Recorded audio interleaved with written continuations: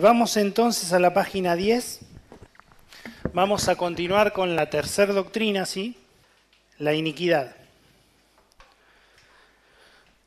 Ya vimos en la Biblia el tema de si existen las maldiciones generacionales a la luz de Éxodo, de Números, ¿sí? Vimos también si el pecado se traspasa de padres a hijos. Y ahora lo que vamos a ver es qué significa la iniquidad a la luz de la Biblia, ¿sí? Como explicamos, dicen las notas, quienes enseñan las maldiciones generacionales distinguen la iniquidad de la maldad o del pecado.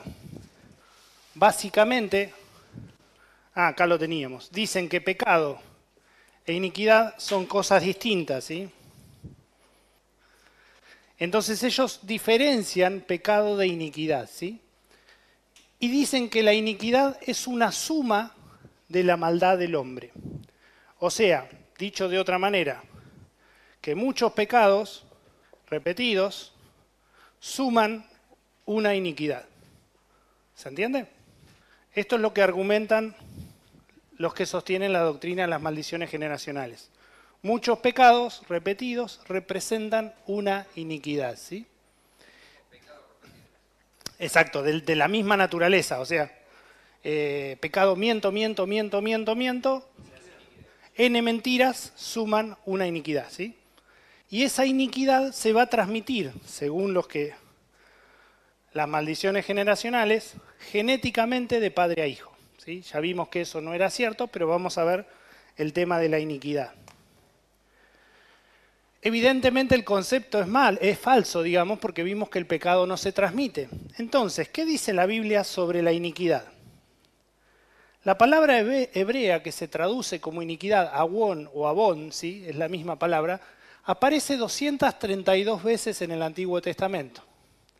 En Reina Valera se traduce 87 veces como iniquidad, 70 veces como maldad, 44 veces como pecado y el resto como maldades, castigo, delito y otras acepciones. Bien, entonces volvemos. La palabra abón, esta, aparece, dijimos, 232 veces, ¿sí? Pero no se traduce siempre como iniquidad. 87 veces se traduce como iniquidad, 70 veces como maldad, 44 veces como pecado y el resto como maldades, castigo, delitos, ¿sí?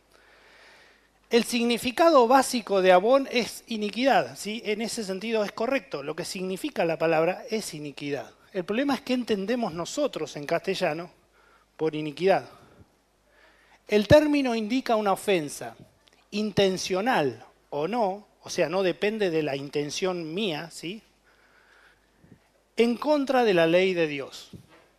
O sea, iniquidad significa ofender, ir en contra de la ley de Dios, tenga voluntad o no de hacerlo, ¿sí?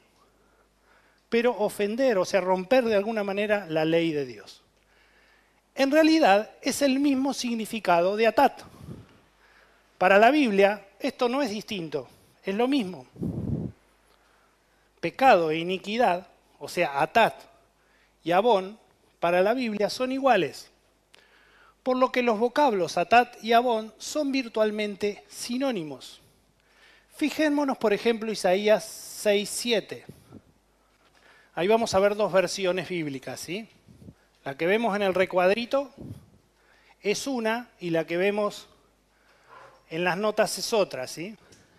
Dice, y tocando con él sobre mi boca dijo, he aquí que esto, o sea el carbón, ¿sí? Encendido, tocó tus labios y es quitada tu culpa y limpio tu pecado. Fíjense que ahí la palabra culpa es abón y la palabra pecado es atat, ¿sí? Jeremías 31:30, por ejemplo, dice, cada cual morirá por su propia maldad. Ahí es abón, ¿sí? Los dientes de todo hombre que comiere las uvas agrias tendrán la dentera. Es claro que la misma palabra de Dios indica que esta iniquidad o maldad es el pecado que comete cada uno y no una maldición generacional, como intentan decir los que argumentan la maldición generacional. ¿Por qué? Porque acá, Abón lo traduce como el pecado propio y no como un pecado heredado. ¿Se entiende? De hecho, en la mayoría de las traducciones bíblicas, Abón lo traduce como pecado propio y no como pecado cometido por los ancestros. ¿Se entiende? Por lo cual contradice la doctrina de los que sostienen las maldiciones generacionales que Abón es una iniquidad transmitida, ¿sí? Un pecado transmitido por otros. Ezequiel 18:20, por ejemplo, dice, usando como un sinónimo las dos palabras, el alma que pecare, ahí usa la palabra tat, esa morirá. El hijo no llevará el pecado, Abón, del padre, ni el padre llevará el pecado, Abón, del hijo. La justicia del justo será sobre él, y la impiedad del impío será sobre él. Fíjense que está usando como sinónimo las dos palabras. El alma que pecare usa la palabra tat, cometer el pecado usa la palabra tat, y al pecado cometido usa la palabra abón. Y debería usar la misma, porque está hablando de lo mismo, ¿sí? Por eso para la Biblia son sinónimos las dos palabras. No diferencia la iniquidad o abón del pecado o atat. Esto es falso. ¿Se entiende? En el hebreo las dos palabras se usan indistintamente para referirse a pecado, a maldad, a iniquidad, ¿sí? No hace una diferenciación entre una y otra, ¿sí? Se usan como sinónimos. ¿Se entiende? ¿Sí? Este es uno de los textos más claros porque es sobre todo un texto que está hablando del pecado transmitido por el otro, ¿sí? Es uno de los textos que va directamente en contra de la doctrina de las maldiciones, ¿sí? Y ahí se ve claramente que las dos palabras se usan como sinónimos. No hay diferencia. ¿Me entendieron lo que estoy diciendo? Allá atrás también, ¿sí? Sí. Bien. Bueno, lo pasamos medio rápido el tema porque ya no tiene mucha... Si quieren hacer alguna pregunta sobre la doctrina de la iniquidad, pero sustento bíblico no tiene ninguno, ¿sí? Entonces no se cae muy rápido, digamos, cuando lo analizamos, ¿sí? ¿Quieren hacer alguna pregunta sobre algo que escucharon o quieren comentar algo que escucharon sobre doctrina de iniquidad de maldiciones generacionales? ¿Alguno quiere decir algo? ¿No? Yo me paro, por ejemplo, acá. Este es Atat. Este es Abón, ¿ven? Si yo le pongo, por ejemplo, estudio palabra bíblica, me va a buscar la palabra Abón en toda la Biblia, en la traducción que yo le indique. Y yo, por ejemplo, le digo, analizame Reina Valera, ¿no? Acá está la palabra Abón, ¿sí? Esa es Abón. Acá lo que me hace es me desglosa el porcentaje de textos bíblicos en todas las traducciones de Reina Valera. Entonces me dice, por ejemplo, todas estas se traducen como iniquidad. 87, ¿ven? Y acá están todos los textos. Y por ejemplo, el texto famoso que leíamos hoy de 34:7 menciona a Abón en los dos casos hablando de iniquidad. Pero por ejemplo dice, perdona la iniquidad, la rebelión y el pecado. Está combinando a Abón con Atat, ¿sí? en su acepción. Pero qué sé yo, tenemos, no sé, salmos me decías. Ven, por ejemplo, el Salmo 32 dice, bienaventurado el hombre a quien Jehová no culpa de iniquidad y en cuyo espíritu no hay engaño, ¿sí? Y el Salmo 32 habla del pecado propio. Él comienza a hablar de su propio pecado, el salmista, ¿sí? De cómo Dios lo perdonó. Fíjense el Salmo 38, dice mis iniquidades, o sea, mis pecados, no lo de los ancestros, ¿no? Está hablando de lo propio. Él es quien perdona todas tus iniquidades. Ahí está usando la palabra iniquidad, pero dice son tuyas, ¿sí? No son las de tus viejos, las de tus ancestros, ¿se entiende? El uso de la palabra iniquidad es muy común, pero no lo distingue en sí del pecado. Para la Biblia es lo mismo, ¿sí? Bien. Espíritus familiares. Seguimos en la página 10. Acá es algo muy curioso, porque se sostiene una doctrina que se sabe que no está. O sea, es notorio lo falso de esta doctrina y es notorio lo burdo de cómo sostienen esta doctrina, ¿sí? Ellos dicen que hay espíritus familiares que están encargados de hacer al transmitirse la iniquidad, ellos dicen que los espíritus que operaron en el Padre van a operar en el Hijo, ¿sí? Siguen a la transmisión genética del pecado, ¿sí? Y esos espíritus, qué sé yo, el Padre era borracho, hacen al Hijo que se convierta en borracho. ¿Me entienden? Para usar un ejemplo así burdo, ¿no? Ellos dicen que la palabra familiar significa, no en Reina Valera, porque no existe en Reina Valera, ellos toman la traducción de King James, que es una traducción hecha por el rey James en Inglaterra largo tiempo atrás y que fue la traducción usada popularmente en Estados Unidos. Así como acá la Reina Valera es la más usada, en Estados Unidos durante la primer parte, digamos, del siglo XIX, del siglo XX, perdón, la más usada era la King James, ¿sí? Ahora ya no, pero popularmente fue la más usada, ¿sí? ¿Y qué pasa? Esa versión de King James usaba la expresión espíritu familiar. Ninguna versión en castellano la tiene, esa expresión. Pero como la doctrina viene de los maestros de las generaciones generacional, de las maldiciones generacionales norteamericanos, se trasladó la doctrina al castellano, cuando en realidad no tiene ningún sustento, ¿sí? Fíjense, cuando nosotros hablamos de la palabra familiar, yo puedo usar la palabra de dos maneras, ¿sí? Vamos a defender un poco al viejo rey James, no a él, sino a los que le tradujeron la Biblia, ¿sí? Yo la palabra familiar, según el diccionario, la puedo usar para hablar de algo relacionado a mi familia o de algo que me es conocido.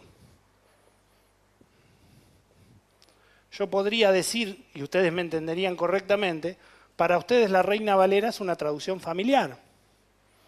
No porque sea de su familia, sino que le es conocida a ustedes, ¿sí? Porque la tienen en uso. Bueno, este es el sentido que le quisieron dar los traductores bíblicos en la versión de King James a los espíritus, ¿sí? Ahora vamos a explicar de qué está hablando, ¿sí? Un estudio del texto bíblico y el hebreo en estos pasajes que vamos a ver a continuación van a mostrar que la palabra familiar está hablando de un espíritu inmundo conocido, bien conocido, para los que practicaban ese pecado.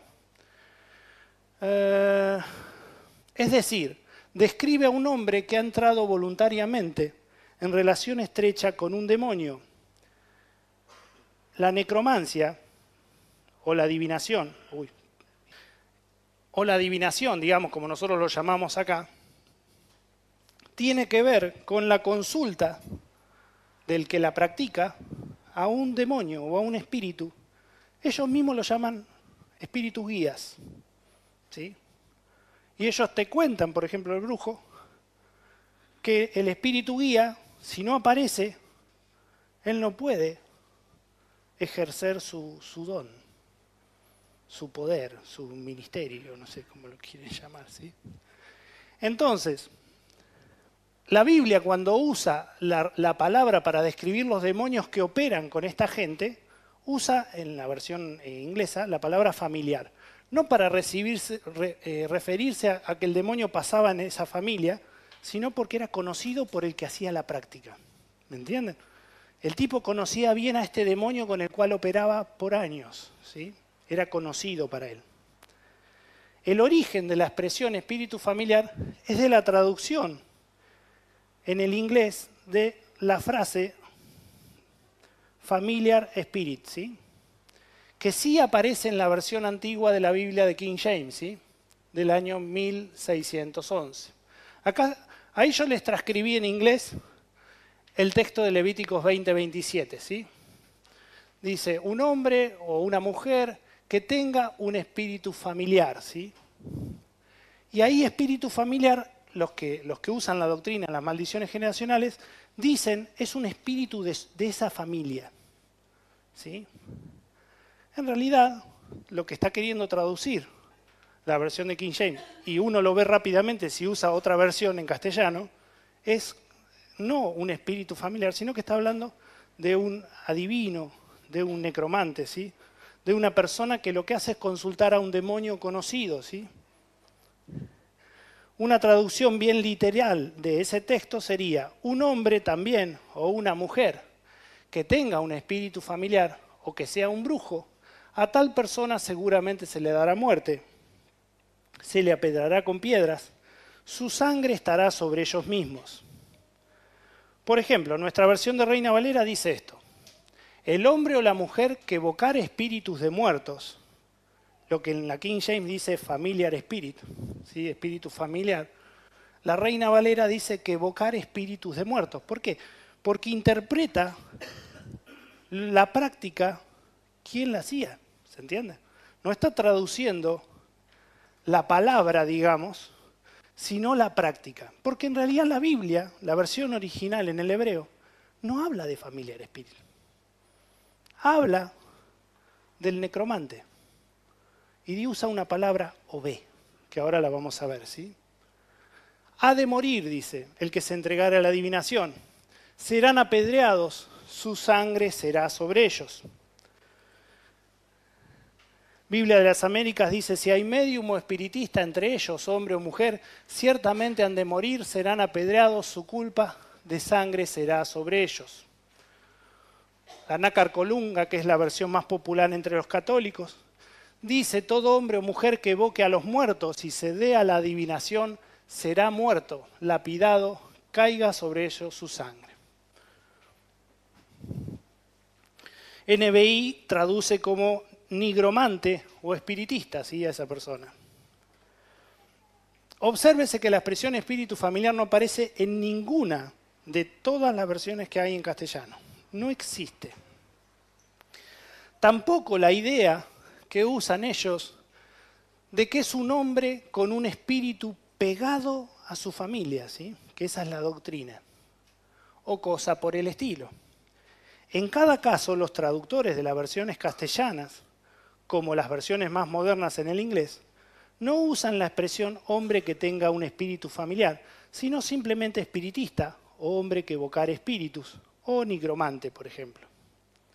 ¿Por qué? Porque el texto hebreo original no describe una persona poseída por un demonio que lleva generaciones de presencia en su familia, como dicen los de las maldiciones generacionales, sino lo que describe es a un hombre que invoca un espíritu, un espiritista, un medium que invoca muertos, un hombre bien familiarizado con los demonios. La enseñanza sobre espíritus familiares no es más que una triste y falsa doctrina, fundamentada en una mala comprensión y una pésima interpretación de un pasaje de la versión King James del año 1611. En la versión King James, la palabra familiar spirit aparece 7 veces en esos textos bíblicos, ¿sí? Vamos a ver uno. La palabra, por ejemplo, vamos a ver Isaías, ¿sí? Fíjense cómo lo traduce Reina Valera. Acá tenemos la King James. Acá está. La Reina Valera en Isaías 29:4 dice, y su voz será como la de uno que tiene un espíritu familiar saliendo de la tierra. ¿De qué está hablando? Traduce una sola palabra. Fíjense, esto es lo que está en el hebreo escrito. Y arriba está todo el palabrerío que le agrega al traducirla, ¿sí? La palabra es una sola. Es esta, la palabra obé. Reina Valera la traduce como espíritu familiar, ¿sí? Perdón, Reina Valera, King James, ¿sí? ¿De qué está hablando? En algunos lugares se traduce como botella, botella vacía. En otros lugares se traduce como necromancer, uno que invoca a los muertos, como fantasma, como espíritu de un muerto, ¿sí? Entonces, ¿de qué está hablando? Bien, fíjense cómo lo traduce Reina Valera. La palabra obé es esta, ¿sí? Fantasma. Reina Valera dice, será tu voz de la tierra como la de un fantasma, y tu habla susurrará desde el polvo, ¿sí? En otros textos bíblicos, Reina Valera lo traduce, por ejemplo, Levíticos 20:27, que era el que habíamos visto antes. Bueno, todo esto que evocare espíritus de muertos es una única palabra, ¿sí? La traduce acá. Es ob, o ve, ¿sí? Que es vidente o medium. ¿Por qué eso? El problema es que los norteamericanos, maestros de la enseñanza de las maldiciones generacionales, han traducido la expresión inglesa arcaica, o sea, vieja, y mal comprendida al castellano. Y solo Dios sabe a cuántos idiomas más. Hasta hay libros que hablan solamente de los espíritus familiares. Hicieron toda una doctrina. Hay libros enteros que hablan de los espíritus familiares. Pero ni el concepto ni la idea existe en toda la Biblia. Acá está la explicación. En la versión de la Biblia, King James, la expresión espíritu familiar habíamos dicho que aparece en 7 lugares. La palabra hebrea usada en todas esas instancias es obé, que tiene de raíz el sonido de una vasija vacía. Cuando usted le pega a un tacho vacío, hace un ruido particular. En el hebreo, eso era obé. ¿Por qué? ¿Cuántos consultaron a Divino alguna vez? ¿Nunca? ¿Ninguno? Ajá, se van animando, ahora sí, ahora sí. El que invoca al muerto, lo que hace en realidad,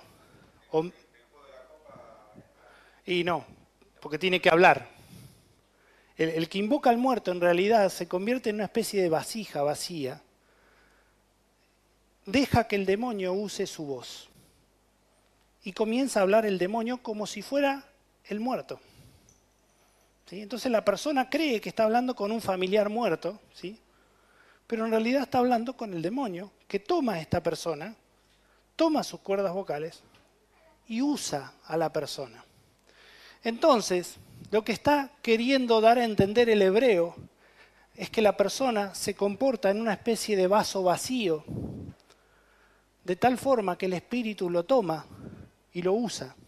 ¿Se entiende? Lo llena de sí mismo y lo usa en este sentido.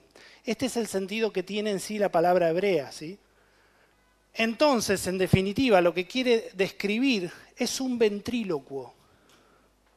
¿Sí? ¿Vieron el ventrílocuo que habla desde la panza y el sonido es diferente que el que habla desde la garganta? Bueno, eso quiere describir una persona que hacía hablar a los muertos, que en realidad eran demonios. Por eso lo traduce muchas veces como medium, como espiritista, ¿sí? Esa es la idea, ¿sí? ¿Se entendió?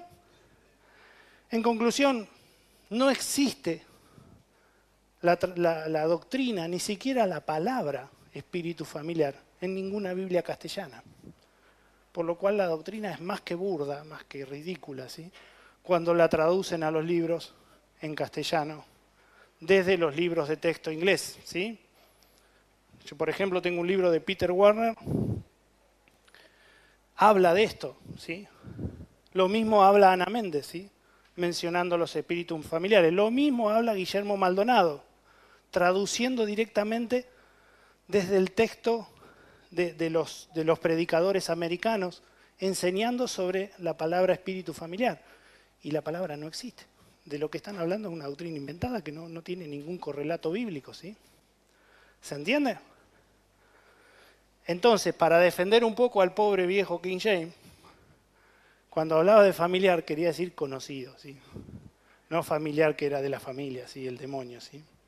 Sino que era conocido por la persona que lo usaba. Bien, vamos a la siguiente doctrina. ¿Se entendió? ¿Sí?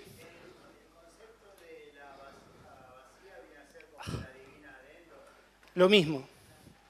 Ella se deja usar por el demonio para hablarle. Y ahí hay mucha, justamente ese texto da mucha... Sí, vos sabés que los espiritistas lo usan para decir, la Biblia permite el espiritismo. Porque la divina de Endor hizo hablar a Samuel de entre los muertos. A Samuel. Pero ¿qué sucede en ese texto? En realidad, quien piensa que es Samuel es Saúl. Porque la bruja lo que le dice es, veo uno que viene. ¿Y cómo es ese? Dice. Y es así, asá, es Samuel, dice.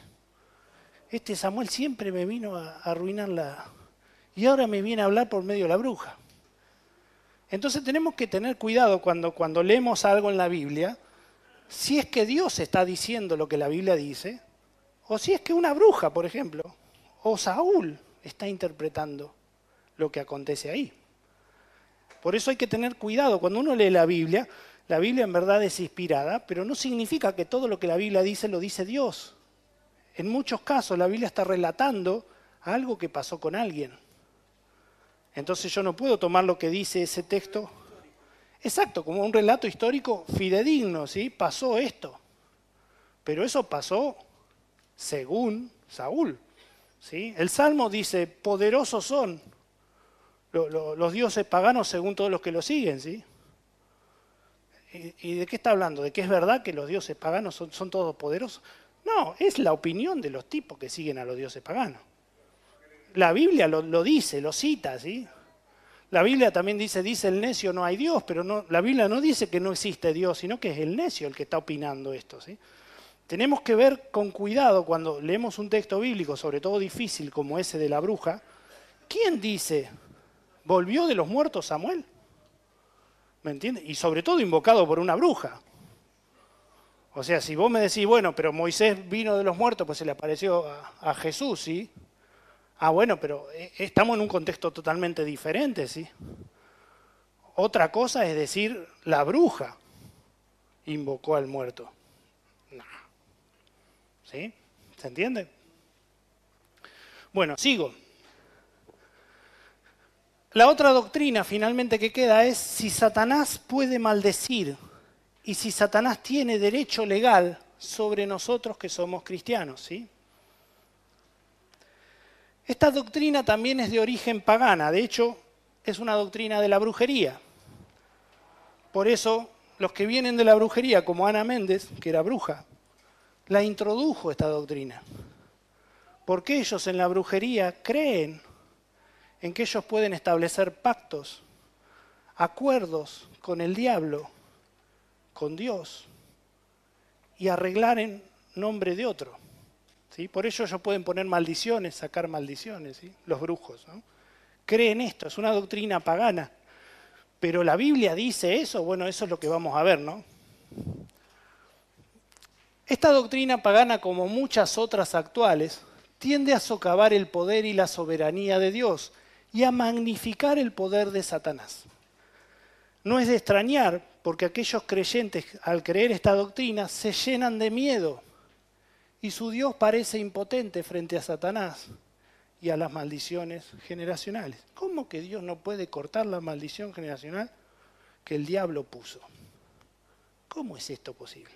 Cristo no alcanza. Como que el diablo tiene más poder en esto, ¿sí?, que Dios.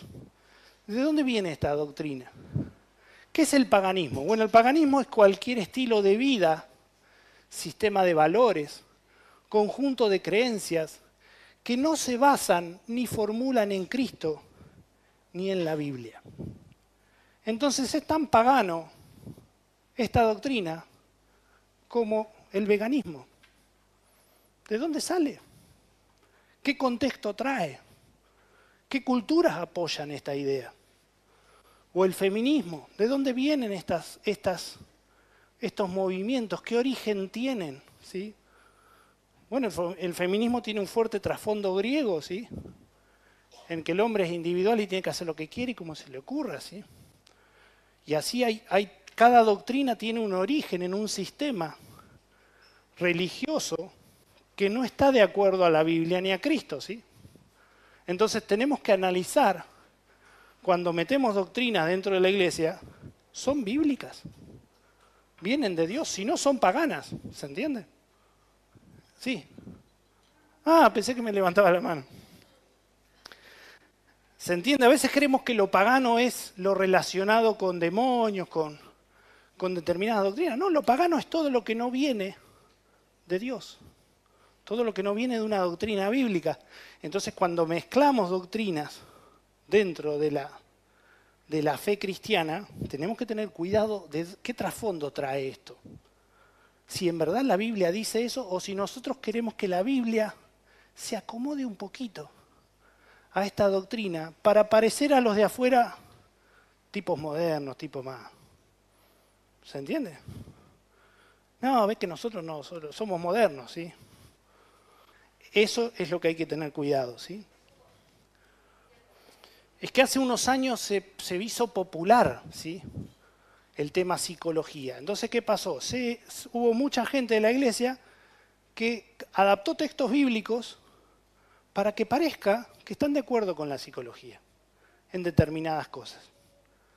Entonces comenzó todo el tema de sanidad y liberación desde la psicología, ¿sí?, llevado al ambiente cristiano. ¿Y de qué trasfondo viene esto? ¿Tuercen los textos bíblicos o los usan en su real contexto? No, los tuercen y los tuercen mucho. Entonces tenemos que tener cuidado cuando citamos determinadas cosas que estamos diciendo. Si lo que decimos tiene un sustento doctrinal bíblico o si lo que decimos viene de afuera y lo estamos embelleciendo, digamos. Y usamos la Biblia como excusa y no como fuente. ¿Se entiende la diferencia? Yo puedo usar a la Biblia como excusa, ¿sí?, o la puedo usar como la fuente de mi doctrina, y eso es muy distinto, ¿sí? Bien, sigo. Los maestros de las maldiciones generacionales enseñan dos cosas.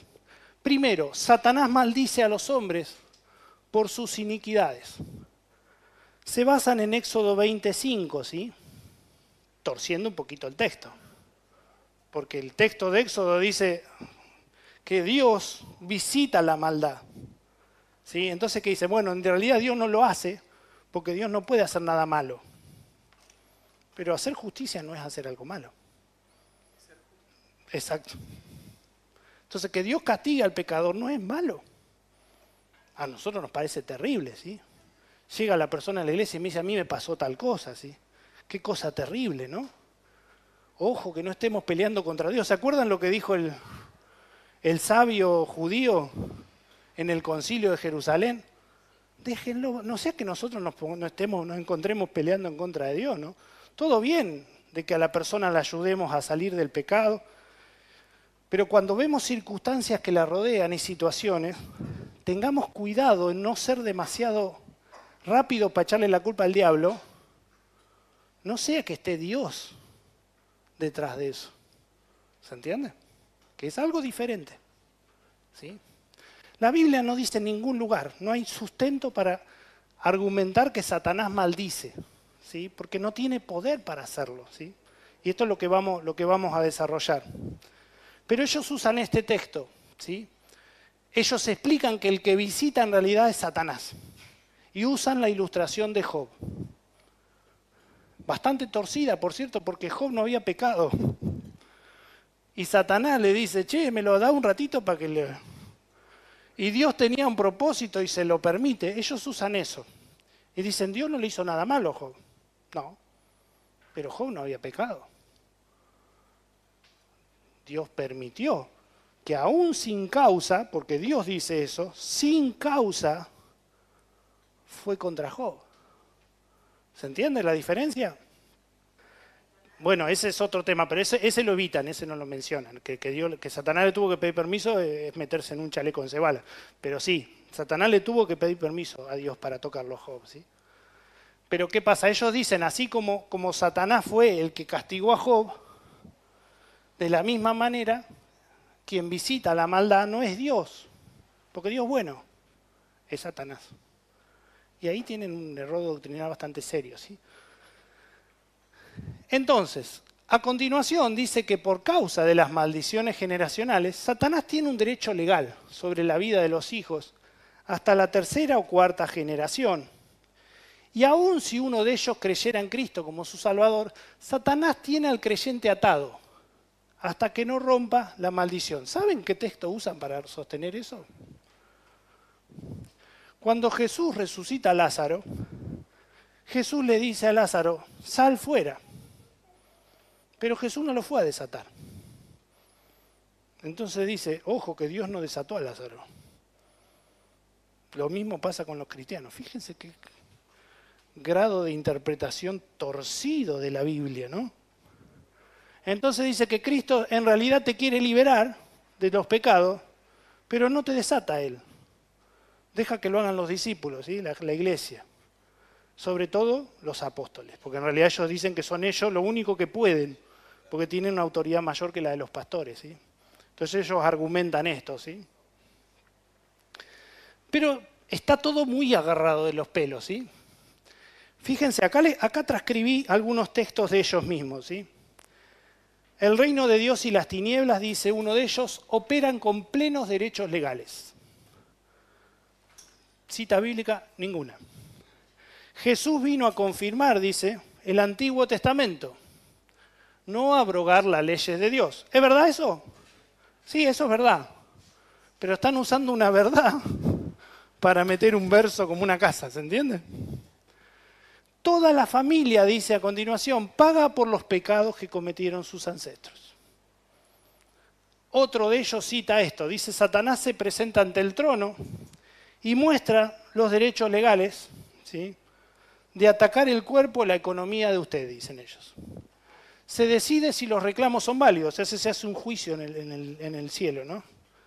Si se le permite hacer lo que Satanás solicita contra usted y su familia, se hace en toda la película.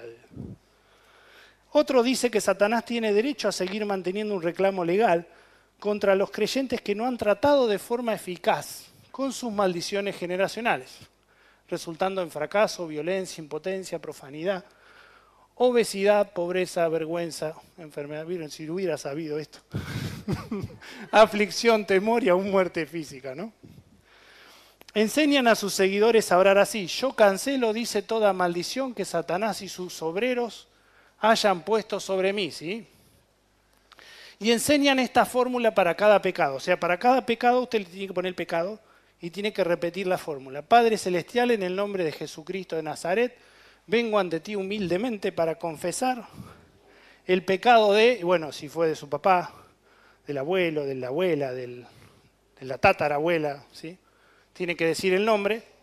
Pido perdón de este pecado por mí mismo, por cualquier pariente de ambos linaje de sangre de hasta 4 generaciones. Proclamo la preciosa sangre de Jesús por este pecado y seré limpio, dice. Padre, pido que me perdones de modo que pueda ser liberado del cautiverio de Satanás que ha sido puesto en mí debido a este pecado. Te pido esto en el nombre de Jesús. Eso está tomado de un texto de este muchacho que les decía hoy. Bien, vamos a la doctrina bíblica, ¿sí? ¿De verdad pasa esto? ¿Satanás maldice a los hombres? Bueno, vamos a leer un poco de Biblia. Así como añaden la palabra maldición, que no está en el texto de Éxodo, de la misma forma y de manera grotesca, interpretan que Satanás es quien maldice y no Dios. ¿Qué dice nuestro texto? Bueno, perdón. Yo soy Jehová tu Dios, fuerte, celoso, que visito la maldad de los padres sobre los hijos. Claramente, como vimos no solo en este texto, sino en los anteriores que vimos antes, es Dios quien visita y castiga, no Satanás. Es Dios mismo. ¿Se acuerdan que decía, yo en persona voy a ir a darle el pago? ¿Sí? A veces a Dios no le gusta usar mensajeros, ¿sí? Se encarga él solo de las cosas. Contexto general. Como vimos antes en Deuteronomio 7, del 9 al 10, que dice Jehová, tu Dios, da el pago en persona, lo que decía recién, al que le aborrece destruyéndolo. De la misma forma, toda la Escritura enseña que Dios es quien juzga y castiga el pecado. Acá hay algunos, ¿sí? Isaías 26, 21, fíjense lo que dice. He aquí que Jehová sale de su lugar para castigar al morador de la tierra por su maldad contra él. ¿Quién sale? Jehová. Segunda de Crónicas 6, 23.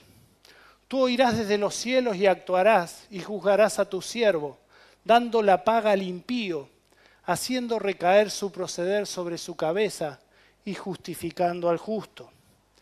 Salmo 99, 8. Jehová Dios nuestro, tú le respondías, le fuiste un Dios perdonador y retribuidor, o sea que paga por las obras.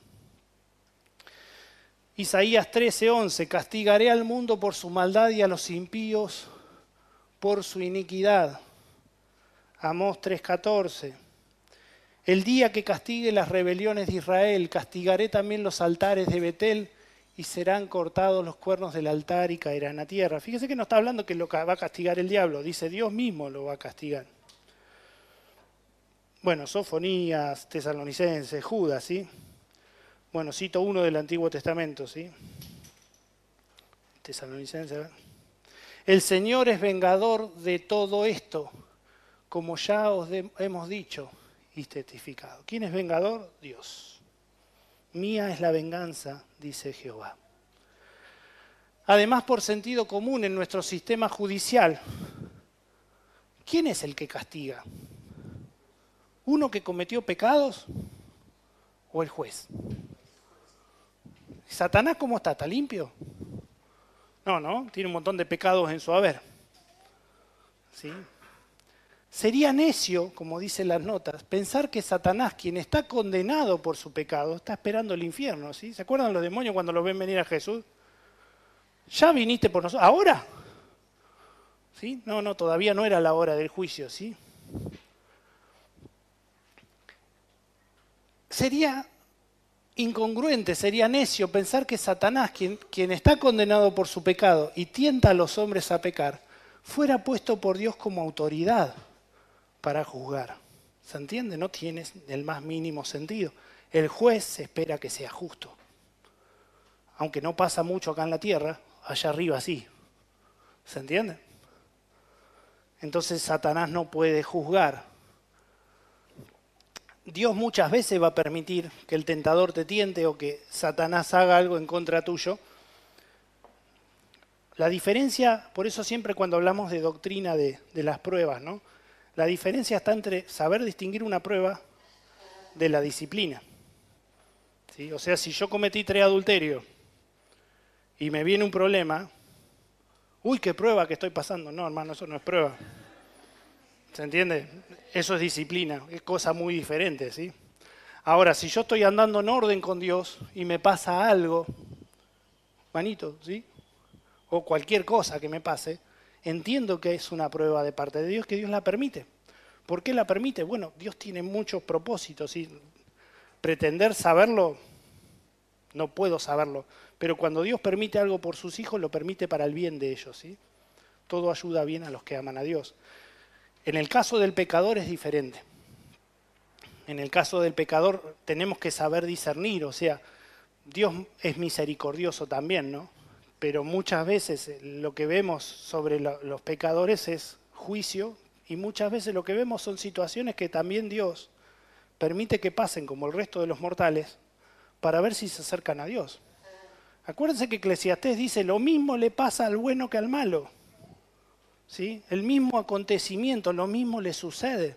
Porque Dios en esto permite que lo mismo acontezca a uno y a otro, ¿sí? Así que capaz que se le muere el hijo al bueno y capaz que se le muere el hijo al malo.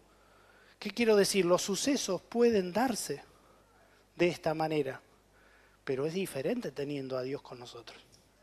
¿Se entiende? Uno en Dios encuentra consuelo, encuentra propósito. En cambio, sin Dios es otra cosa totalmente distinta, ¿sí? Pero sí, Dios muchas veces permite que nos sucedan cosas. Lo que hay que saber discernir y sobre todo ser honesto con uno, porque lo que pasa ahí es un tema de honestidad delante de Dios. ¿Cómo está tu vida, hermano? Y bueno, entonces no te apresures a discernir si esto es juicio o si esto es prueba. ¿Sí? Arregla tus cuentas con Dios, que es lo primero que tendrías que hacer sin que pase nada. ¿Se entiende? Pero bueno, discernirlo depende de cada uno, ¿no? De ser honesto con uno mismo delante de Dios, ¿no?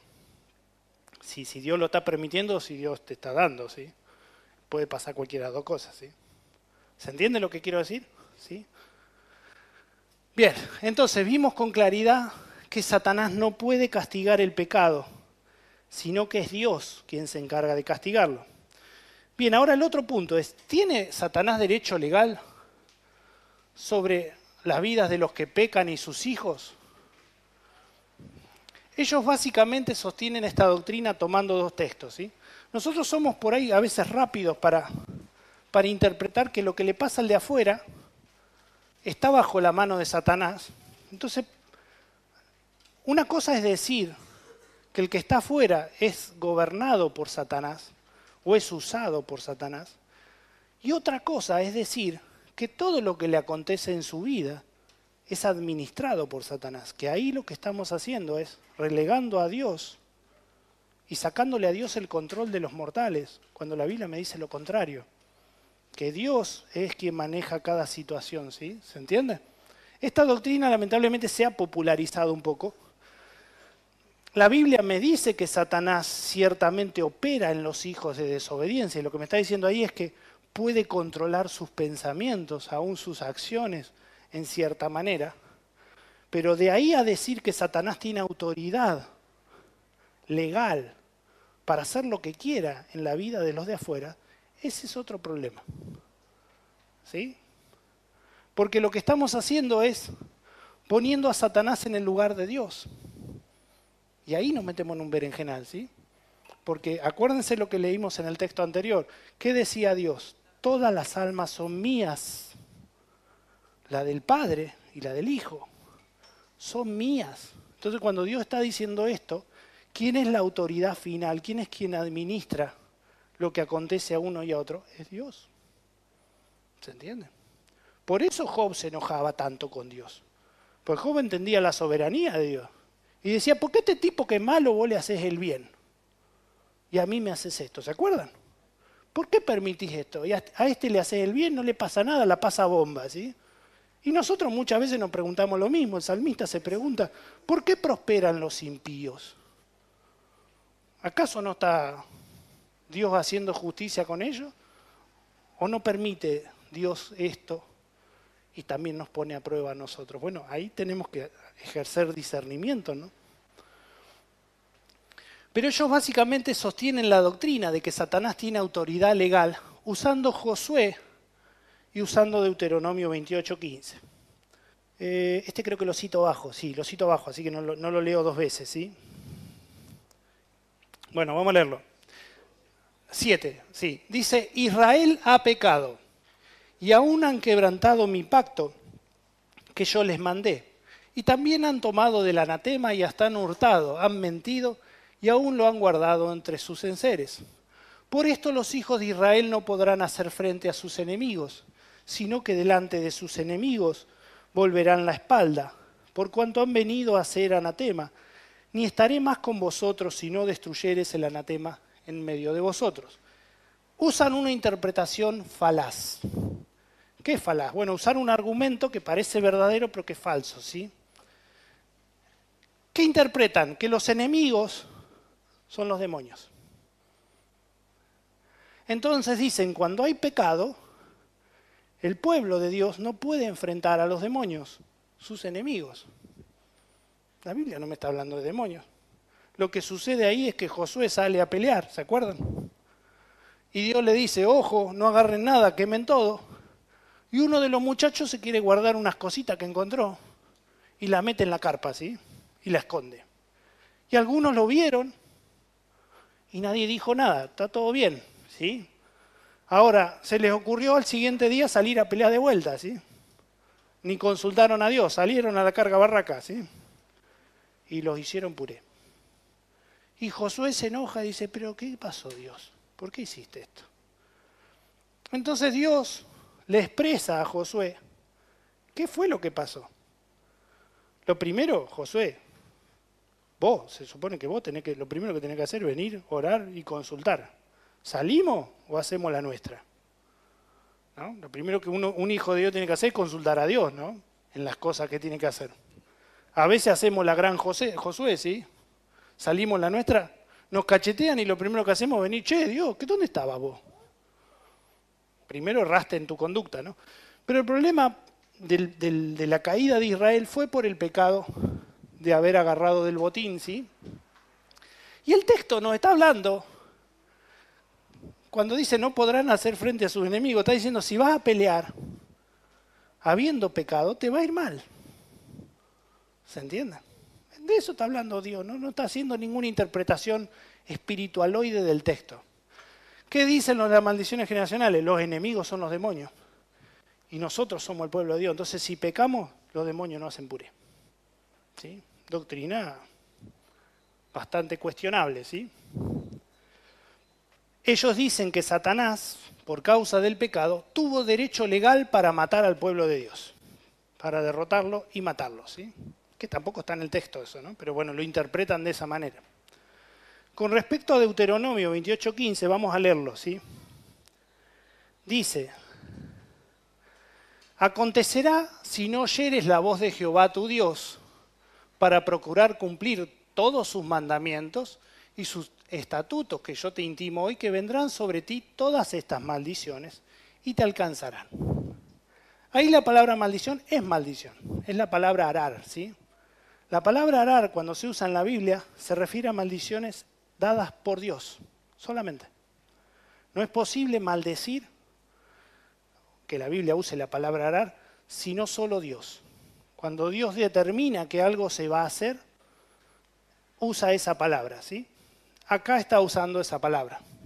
Es una maldición puesta por Dios, ¿sí? En este caso, ¿en función de qué? ¿Cumplir los mandamientos o no cumplir los mandamientos? Ese era el resumen del Antiguo Testamento, ¿sí? Si cumplís los mandamientos te va bien, si no cumplís los mandamientos te va mal. Cristo cumple eso en su propia vida y en nosotros lo aboga. ¿En qué sentido? En un sentido que nosotros pasamos a tener la justicia de Cristo.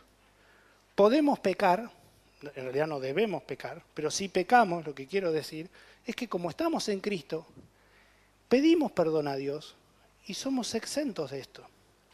No significa que no haya consecuencias del pecado. Otra vez, ¿sí? Si yo soy cristiano, ¿sí? Salgo a la calle, me afano una notebook y me agarra la cana, me mete en cana. Y no me le puedo quejar a Dios, che, ¿cómo no? Si yo te pedí perdón. Bueno, hermano, la consecuencia del pecado muchas veces tiene otro tipo de consecuencias, ¿no? Pero el perdón no tiene que ver con la exhibición de la culpa, ¿sí? En el sentido legal, ¿sí? Entonces, ellos dicen, citando este texto, cuando una persona no cumple lo que dice la Biblia, abre la puerta para que una maldición se pose sobre la persona. Eso es un derecho legal que Satanás sabe que lo puede aprovechar. Y cuando esta persona venga delante de la presencia de Dios, Satanás, que siempre está acusando, va a decir: Señor, en tu palabra dice que si no cumple tu precepto, las maldiciones lo alcanzarán. Así que yo estoy actuando de acuerdo a lo que dice tu misma palabra. Se olvidan que la Biblia dice: fue echado fuera el gran acusador. Y que quien está ahora en la presencia de Dios es Jesucristo, que nos defiende. ¿Se entiende? ¿Sí? Entonces utilizan ese texto para decir: hay derecho legal de Satanás para maldecir, ¿sí? El problema es que quien maldice ahí es Dios y no Satanás, ¿sí?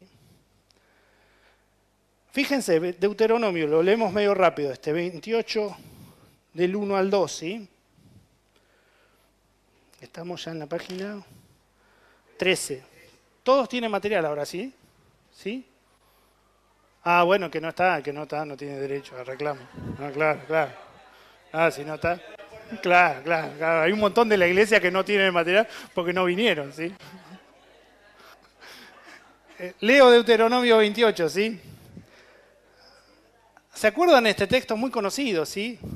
Dice: acontecerá que si oyeres atentamente la voz de Jehová tu Dios para guardar y poner por obra todos sus mandamientos que yo te prescribo hoy, y resalto todos sus mandamientos, porque nadie le puede reclamar a bendición que reclama acá, que dice acá, si no cumple todos. ¿Entienden lo que digo? La ley justifica al justo y perfecto. Por eso la ley con nosotros no tiene nada que ver. Y Cristo ya nos libró de la maldición de la ley. ¿Por qué? Porque ninguno puede cumplir todos. ¿Se entiende? Así que no le reclame a Dios si no lee bien la Biblia, ¿sí? Ahí dice todos sus mandamientos. También Jehová tu Dios te exaltará sobre todas las naciones de la tierra Y vendrán sobre ti todas estas bendiciones y te alcanzarán si oyeres la voz de Jehová, tu Dios. Luego viene la lista de las bendiciones, ¿sí? Sos cabeza, no sos cola y todas esas cosas que nos gusta usar, pero fuera de contexto. ¿Sí? Muchos a veces somos cola en algunas cosas. Y no le podemos decir a Dios, che, pero poneme por cabeza, yo quiero ser el jefe de la cooperativa, ¿sí? ¿Cómo soy la cola yo? ¿De dónde sacamos este argumento contra Dios? ¿Se entiende?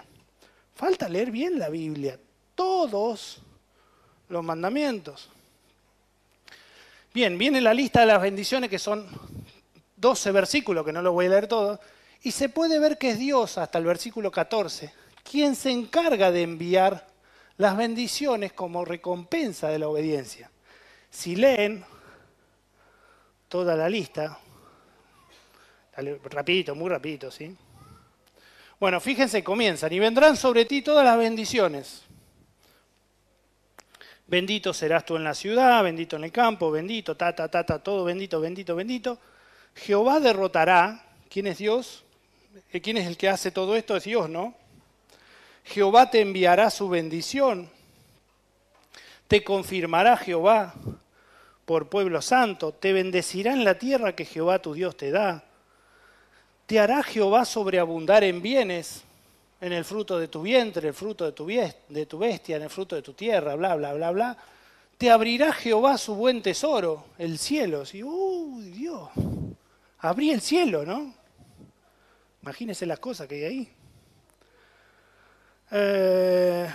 Te pondrá Jehová por cabeza y no por cola. Otra vez quiero ser jefe de la cooperativa, ¿sí? Y estarás encima solamente y no estarás debajo, ¿sí? ¿Quién es entonces el que hace todo si leen cada una de las bendiciones? Jehová. ¿Sí? El diablo no aparece ahí. Está bien, usted me va a decir, bueno, pero son las bendiciones. Bueno, sigamos leyendo, ¿sí? Pero acontecerá, dice el versículo 15, el texto en discusión, si no oyeres la voz de Jehová tu Dios para procurar cumplir todos sus mandamientos y sus estatutos, que yo te intimo hoy, otra vez, perdón, todos, que vendrán sobre ti todas estas maldiciones y te alcanzarán. Quienes enseñan esta falsa doctrina argumentan que esto indica que las maldiciones generacionales vienen por el pecado. Por esta razón nos tendrían que alcanzar a todos, porque ninguno cumple todo. ¿Se entiende? Al menos nosotros mismos no, en Cristo sí. Y que Satanás adquiere el derecho legal de castigar por causa de ese texto. Sin embargo, es muy claro que mienten en ambas cuestiones. Nuestro texto establece en su contexto que las bendiciones que Dios envía por cumplir su ley y las maldiciones, que no tienen nada que ver con maldiciones generacionales, que Dios y no Satanás envía por desobedecer su ley. Fíjense, vamos a leer la Biblia. Ahí está un poco transcripto, ¿sí? A partir del 15 empiezan las famosas consecuencias de la desobediencia, ¿sí? Pero acontecerá si no oyeres la voz de Jehová tu Dios, bla, bla, bla, bla, bla.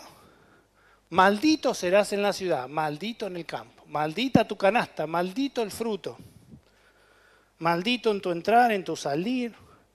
Jehová enviará contra ti la maldición. ¿Quién la envía? Jehová. Quebranto y asombro en todo cuanto pusieres mano e hicieres, hasta que seas destruido, ¿sí? Áspero como lengua del oro en el texto, ¿sí? Jehová traerá. ¿Alguno le acarició la lengua a un loro? ¿Nunca? Bien, allá uno la hizo, muy bien, eso hay que... Busquen un loro y acaricienle la lengua, van a ver qué desagradable que es la lengua del loro. Raspa, es una cosa. Bueno, este texto es áspero, fíjense lo que sigue diciendo. Jehová traerá sobre ti mortandad. ¿El diablo? No, Jehová. Jehová te herirá de tisis, de fiebre, de inflamación, de ardor, con sequía, con calamidad, bla, bla, bla, bla. Los cielos serán de bronce. Dará Jehová por lluvia a tu tierra polvo y ceniza. Jehová te entregará derrotado delante de tus enemigos, ¿sí? Jehová te herirá con la úlcera de Egipto. Bueno, muchos nos salvamos de estas cosas, ¿no? Nosotros estamos en Cristo, es otra cosa, ¿sí? Pero fíjense que quien hace todo es Dios, no es Satanás. ¿Se entiende? Puedo seguir hasta el 31, pero no tiene sentido. Fíjense lo que dicen las notas. El que castiga con esas maldiciones, que no son generacionales, sino es la maldición por desobedecer la ley, es Dios. Por lo tanto, cuando vemos que todas estas cosas suceden en el mundo, ¿quién lo hace? Dios. El diablo, pobre diablo, dice, loco, dejen de echarme la culpa a mí. Bastante tengo con lo mío y encima todos los cristianos me echan la culpa de estas cosas, ¿no? ¿Es Satanás quien castiga con un derecho legal? No, es Dios el que castiga, ¿sí? Fíjense, les quiero añadir un poquito más de brutalidad, ¿sí? Por si el texto no era bruto en su expresión. Quiero que vean el versículo 63. Así como Jehová se gozaba en haceros bien, ¿es lindo eso? Sí, es lindo. Y en multiplicaros, así también se gozará Jehová en arruinaros y destruiros. Así que salga y predíquele al tipo que está en la plaza, Dios está recontento que a vos te va re mal. Se está gozando. ¿Pero por qué la Biblia dice esto? Porque Dios está siendo justo por causa del pecado. ¿Se entiende? No que Dios se goce sin haber fundamento, que ese es otro tema, ¿sí? Se gozará Jehová en arruinaros y en destruiros, y seréis arrancados de sobre la tierra a la cual entráis para tomar posesión de ella. Ustedes piensan que este texto le está escrito a un pueblo que era duro para creer y más duro para obedecer, pese a que los tipos vieron todos los milagros. No es gente que no vio. Esto está escrito a la gente que vio abrir el mar, que veía la columna de fuego detrás de ellos, la nube que los cubría del sol, el remolino que los libró el tornado que mató a los egipcios, que vio como Dios cerró las aguas y los mató a todos. Y ellos pasaron todos libres, que vio a Dios mandar maná, que todos los días veía la presencia de Dios ahí. Veían todo y no hacían caso. Por eso cuando uno juzga la palabra dice, ojo, pará, qué dura que es la palabra de Dios. Más duro eran los niatos a los que le está hablando. ¿Sí? Otra vez, volviendo, no hay fundamento para la doctrina de las maldiciones, porque no se menciona a Satanás en ninguna parte, aunque nos parece terrible. Es Dios quien se alegra cuando hace justicia. El Salmo 7:11 dice, Dios es juez justo y Dios está airado todos los días contra el impío. Dios ama al pecador, qué lindo que es predicar eso. El problema es que algunos textos bíblicos dicen lo opuesto. Lo quiere reventar Dios al pecador. ¿Se entiende? Porque es justo. ¿Sí? El problema es cuando nosotros vemos los atributos de Dios. Dios es amor, es verdad, pero Dios es justo.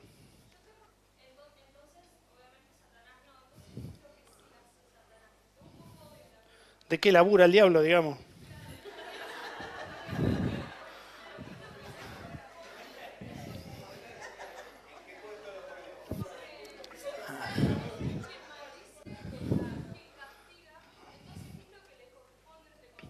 Es un pobre diablo. ¿En qué sentido? En el siguiente sentido. Es un ángel, como todos los demás. Y está sujeto a lo que Dios dice. ¿Sí o no? Tiene que hacer lo que Dios quiere. Por más que se rebeló, en cuanto a que cuando habla de rebeldía, él quiso ser como Dios. Esto fue descubierto en su corazón, ¿sí? Cuando leemos Isaías, la Biblia me dice que tu corazón se llenó de esto, ¿no? De soberbia. Y por esa razón fuiste castigado. Pero si él no hace lo que Dios quiere, Dios lo encierra. Como en otro texto se nos dice que algunos ángeles quisieron rebelarse contra Dios y están encerrados. ¿Qué quiero decir? El diablo tiene que hacer todo lo que Dios quiere. Entonces Dios le dice, él le puede plantear a Dios, che, déjame que le pegue a Job un poco. Pero si Dios dice no, es no. Si Dios dice sí, es sí. ¿Dios usa a Satanás como instrumento? Sí. Lo utiliza como un instrumento sucio, si lo querés. En tu casa tenés instrumentos de todo tipo. Tenés la pava en la que calentás el mate y tenés el inodoro que lo usás para otras cosas. Bueno, el diablo es el inodoro de Dios, ¿me entendés? Dios lo usa para las cosas no santas. Exacto. Bajo su soberanía. Es Dios que le dice sí y es Dios el que le dice no. ¿Se entienden? De tal forma que nadie puede acusar a Dios de injusto. Porque Dios tiene fundamentos con los cuales hace todas las cosas. Por eso Dios es justo, pero Dios también es misericordioso. Cuando en algún aspecto se enfatiza un aspecto de Dios, un atributo de Dios, no disminuye los otros atributos de Dios. Pero sí los atributos de Dios están en armonía. ¿Me entendés? Dios tiene un poco de... Bueno, yo soy daltónico, no sé ni qué color. ¿Qué color es? ¿Amarillo esto? Nah, nah.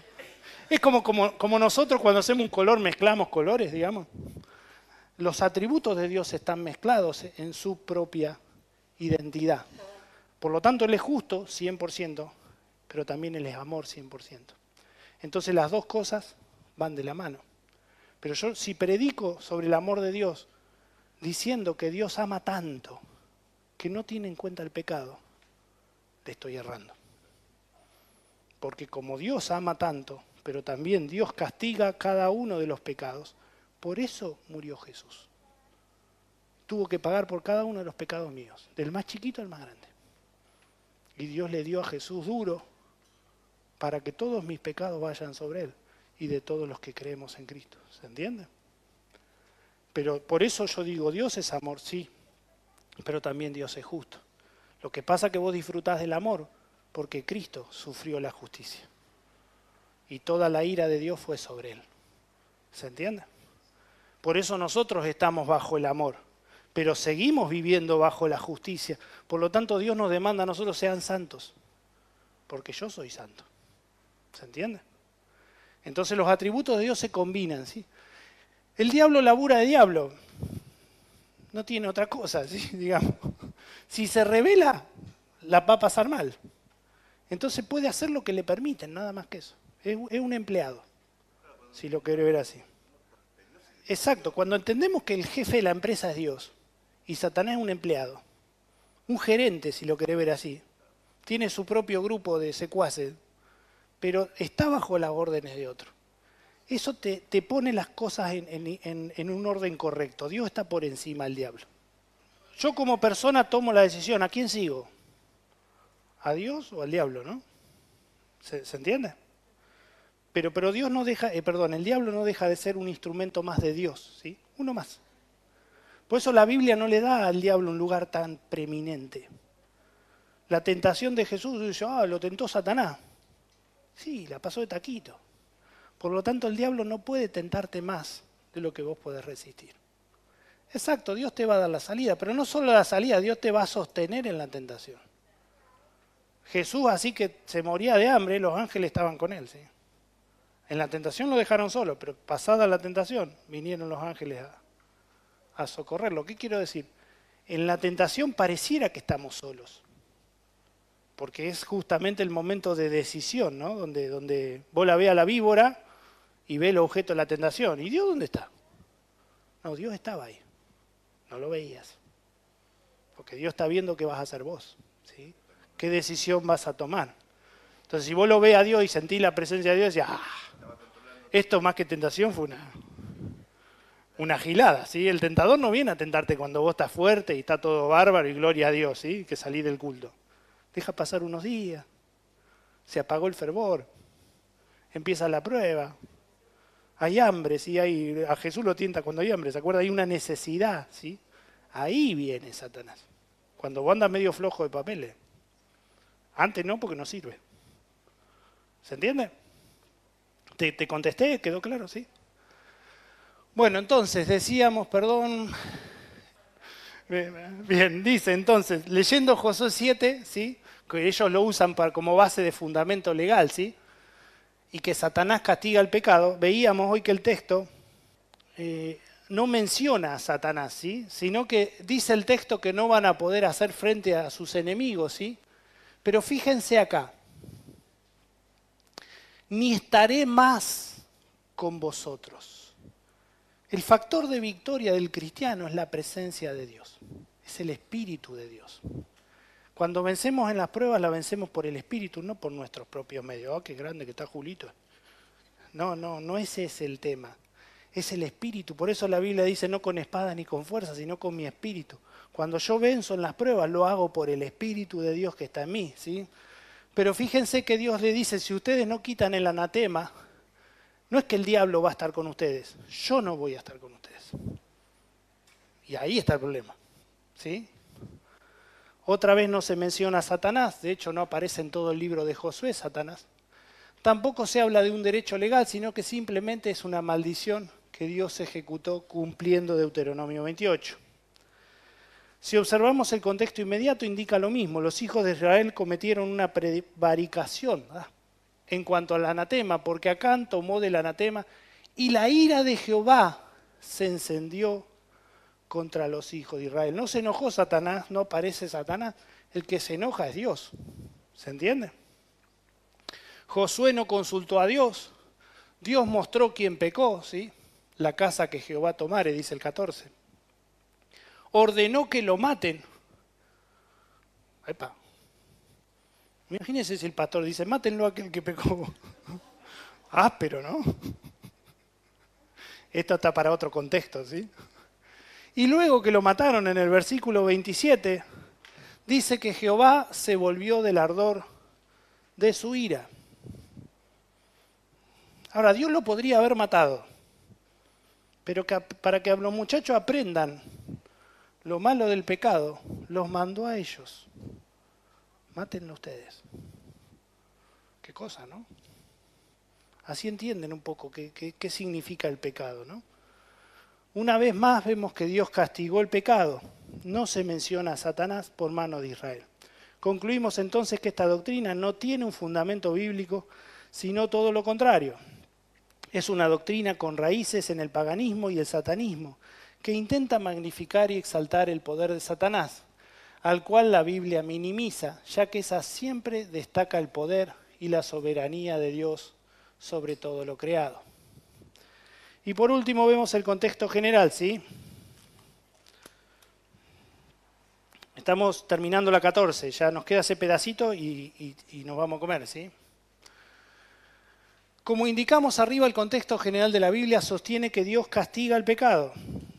Quienes enseñan esta falsa doctrina indican que las maldiciones mencionadas en Deuteronomio 28 son las maldiciones generacionales, aunque la Biblia nunca las llama de esa manera, ¿sí? Veremos entonces qué cosa la Biblia llama maldición. Yo les adelanté un poquito, ¿sí? Pero vamos a verlo ahora. En la Biblia hay dos tipos de maldiciones. Las que un hombre puede injuriar sobre otro hombre. Por ejemplo, Job 31:30. Dice, ni aún entregué el pecado a mi lengua pidiendo maldición para su alma. ¿Sí?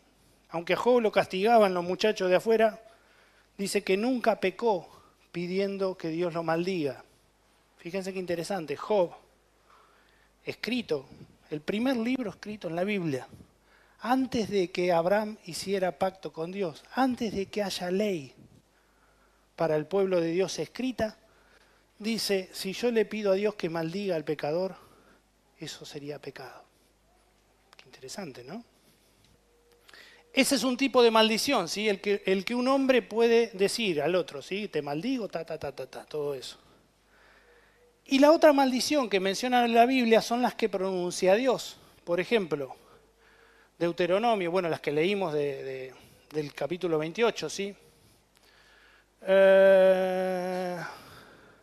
Deuteronomio 29, fíjense lo que dice. Suceda que al oír las palabras de esta maldición, las que Dios escribe para los que cometen todos los pecados que leímos antes, Él se bendiga en su corazón diciendo, tendré paz, aunque ande en la dureza de mi corazón, a fin de que con la embriaguez quite la sed.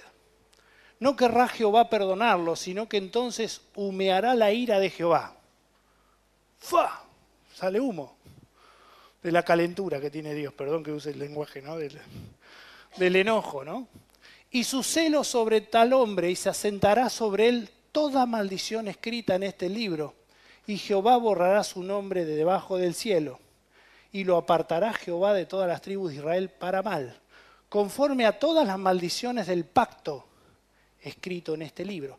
El pacto que está escrito en Deuteronomio tiene en su cierre, en su clausura, bendiciones para los que hacen lo bueno y maldiciones para los que hacen lo malo. En eso consiste un pacto, ¿sí? El pacto que Dios hace con Israel. Si haces lo que yo te digo, te va a ir bien. Si no haces lo que yo te digo, te va a ir mal. Y ahí toda la lista, ¿no?, que leímos antes. Lo mismo pasa en Números, lo mismo pasa en Isaías, ¿sí? Hay maldiciones que las pronuncia Dios y esas se cumplen de manera indefectible, ¿sí? En ningún lugar declara la Biblia que es Satanás quien pronuncia las maldiciones. No existe ni siquiera un caso, ¿sí?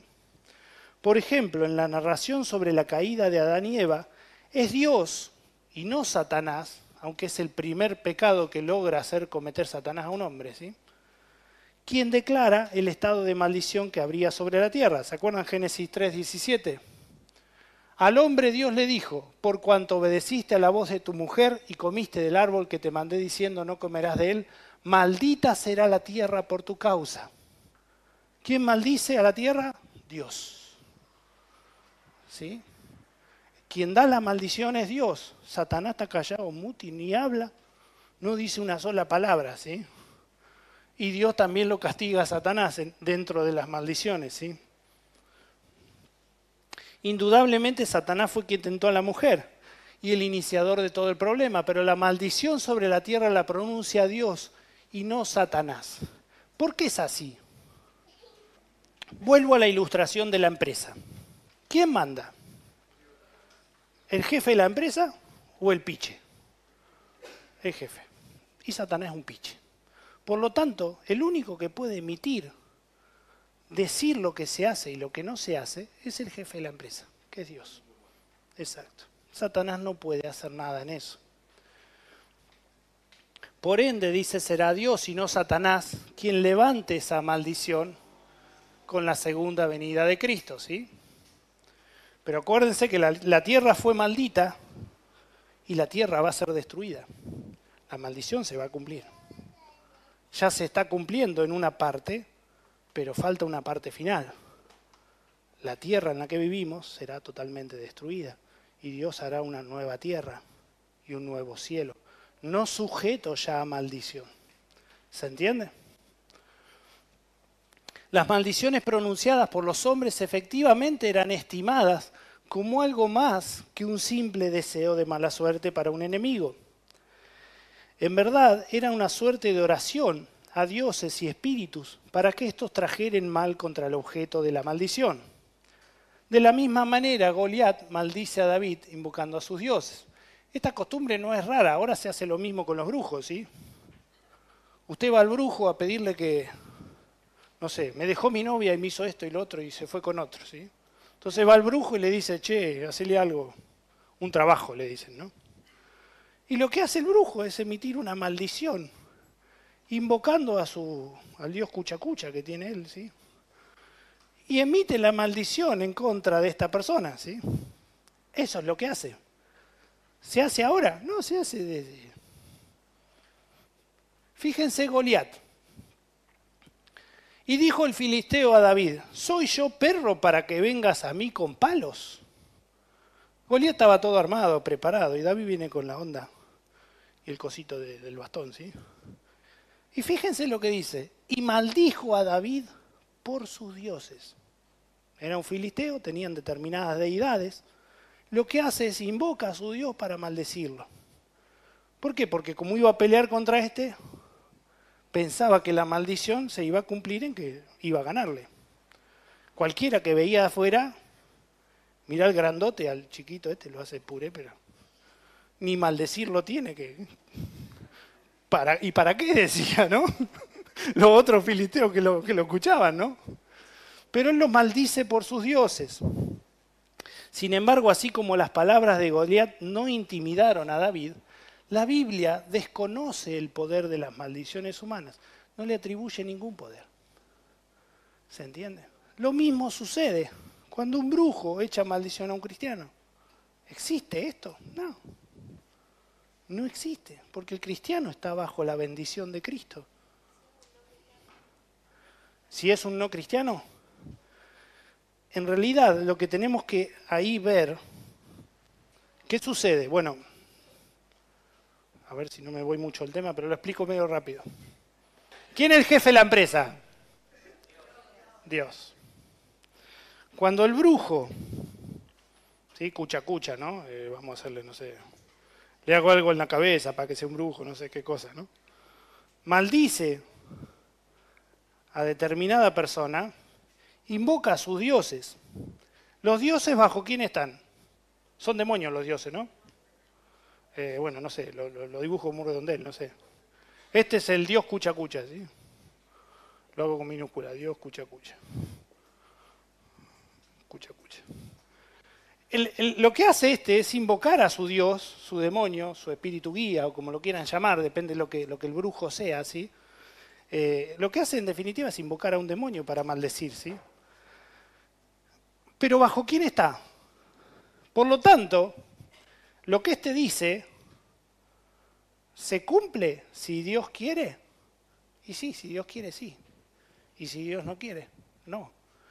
Pero lo que pasa es que la gente que cree en esto se somete al miedo. Y el miedo ya conlleva pecado. Porque el creer y temer a lo que el brujo dijo es no creerle a Dios, que es más grande que el brujo. Y ahí está el pecado. ¿Se entiende? El problema del miedo es que el miedo abre puerta, porque el miedo es opuesto a la fe. La fe es lo contrario del miedo. Y quien no cree a Dios está pecando. Sea cristiano, no sea cristiano, ¿sí? lo que sea, ¿no? Muchas veces lo que sucede es que son los mismos pecados de las personas los que producen consecuencias. Pero ciertamente en el mundo espiritual operan cosas espirituales. ¿Se entiende? No quiero decir que no tiene poder el demonio sobre este, sino que lo que estoy diciendo es que en realidad de quien depende todo es de Dios. ¿Sí? Por lo tanto, yo como cristiano tengo una persona que está afligida por esta situación, que no es cristiano. ¿Qué tengo que hacer? ¿Ir contra Satanás y los demonios y Cucha, porque tengo que averiguar quién es Cucha para ir en contra de él, ¿no? Fíjense que Jesús no le hablaba a los demonios que no estaban, Jesús le hablaba a los demonios que veía. Así que, ¿dónde está el demonio Cucha? ¿Qué sé yo? ¿Sí? Yo tengo que llevar a este al que rompe todo el poder del pecado, que es Cristo. Y ahí se termina la historia. Si este viene a Cristo, Dios lo va a liberar. Ahora, muchos me dicen, no, pero la persona tardó tantos años en ser libre de tal o tal cosa. Ese es otro tema, como nos pasa a nosotros. Eso tiene que ver con un proceso que se llama santificación, que lo vamos a ver a la tarde, ¿sí? No me quiero adelantar a hablar de ese tema. Pero todos pasamos por un proceso que se llama santificación. Y la santificación funciona fácil. Si yo le abro a Dios el corazón y me dejo tratar por Dios, Dios me trata. Pero si yo cierro el closet y meto mi pecado ahí, y a Dios no lo dejo entrar ahí, y nunca le hablo de esto, Dios me va a dejar. Que el tiempo pase. Que la mugre que está ahí adentro se acumule, porque pasa eso. Donde no limpiamos la casa, ¿qué pasa? Se junta mugre. Lo mismo pasa en lo espiritual. Y de golpe, un día el cristiano que pasó tantos años manteniendo esa cosa cerrada ahí, se encuentra con que está todo lleno de mugre. Alguien abrió la puerta, salió el tema y se armó la hecatombe. ¿Y qué le pasa a este? ¿Tiene una maldición generacional? No, tiene un pecado que nunca quiso tratar con Dios. Tiene una conducta que no es agradable a Dios y nunca la quiso arreglar. Por lo tanto, pasado el tiempo, Dios va a tratar eso con él. ¿Se entiende? Y ciertamente Dios lo va a hacer. Aunque yo no le pida tratar ese tema. Que ahí está la raíz del problema, ¿se entiende? Si yo no quiero tratar ese problema, Dios no lo va a tratar rápidamente. Pero en su momento Dios lo va a tratar. Porque Dios me quiere santo. ¿Sí? Pero es como nosotros hacemos con nuestro hijo, ¿sí? Si vos te enteraste que el pillo hizo algo y no te lo contó, ¿vos qué querés como papá? Que él venga por motus propio a decirte, che, yo ayer me rompieron una manija del mueble. Entonces cuando llego, ¿qué rompió eso? Silencio de radio, ¿viste? No, nadie sabía de qué está hablando, papá. Había sido Lucía que había pasado corriendo, se tropezó y se cayó y reventó la manija. Hizo puré. Pero uno que espera como papá, que el hijo venga y diga, che, yo hice esto, Dios sabe tu pecado, y sí, pero quiere que vos lo trates el tema, ¿sí? ¿Se entiende? Pero me estoy yendo, basta, volvemos y terminamos. La Biblia entonces desconoce el poder de las maldiciones humanas. Si alguno me hacía así que quería comer, entonces ya. En ningún lugar advierte Dios del peligro de caer bajo una maldición pronunciada por voluntad humana. Las únicas maldiciones que Dios toma en serio son las que Él pronunció, ¿sí? Por ejemplo, el pasaje que leímos recién de Deuteronomio 28 y 29. Y hay que recordar que el texto dice lo siguiente: a los cielos y a la tierra llamo por testigos hoy contra vosotros, que os he puesto delante la vida y la muerte, la bendición y la maldición. Escoge pues la vida para que vivas tú y tu descendencia. Sí, pero es Dios quien está dando la opción, ¿no? El principal sustantivo en el hebreo que se traduce como maldición o juramento es la palabra alá. Y se refiere principalmente a ejecutar un juramento requerido para validar un pacto o acuerdo.